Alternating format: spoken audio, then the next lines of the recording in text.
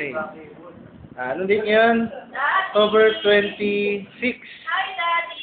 Okay. Hi, Mommy. Ayan na. So, mga visitor namin ng ano oras na ba ngayon? Ay, gabi na. Ayan. Bawal ang beer. Ayun, hop. Ay, si Tito Mon. Mami. Hop, ito sa akin yan. Tito Mon, ito pa si Muno niyan. Yan. Hop. Hindi ako pinom, ha? Si Kessie. Kita miss ko, no? Ha? Hop. Okay, complete. Okay. Kailangan ipasyal ang baby sa amin. Okay. Nasaan dito? Si Buntis. Ay, hindi na pala si Buntis. Hindi na po. Si Mami na. Mami. Nagtatawag na naman. Yan. Okay.